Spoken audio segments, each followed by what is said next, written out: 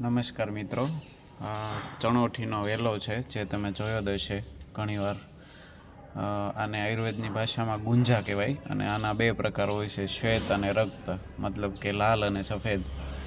તો આનો ઉપયોગ ક્યાં ક્યાં થતો હોય તો કે એક તો છે ભેંસ હોય અથવા જે કાંઈ માલ હોય વયાય એ ટૂંકમાં ડિલિવરી થાય પછી એનું પ્લેસેન્ટા એટલે કે નાળને અલગ કરવા માટે આને બાફીને બાફિયામાં ખવડાવતો હોય.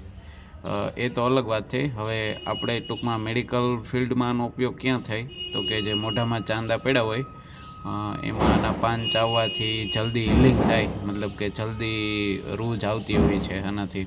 રોજ આના થોડાક પાન ચાવવાના, સ્વાદમાં થોડાક ગળપણવાળા હોય છે આના પાન. બીજો આનો ઉપયોગ પહેલાંના જમાનામાં શું કરતા તો કે આના બી હોય ને, જે એના સીડ હોય એકદમ પોઈઝનસ હોય, તો એ છે શિકાર કરતાં પહેલાં એરો ઉપર એટલે કે બાણ ઉપર લગાવી અને શિકાર કરતા, જેથી કરીને એનું ઝેર છે એ પ્રાણીના શરીરમાં ફેલાય અને પ્રાણીનું જલ્દી મૃત્યુ થતું. તો મેડિકલ ફિલ્ડમાં તો ઉપયોગ આનો આપણે જે વધારે કરીએ એ મોઢાના ચાંદા, માઉથ અલ્સર, એમાં વધારે થાય છે. ધન્યવાદ.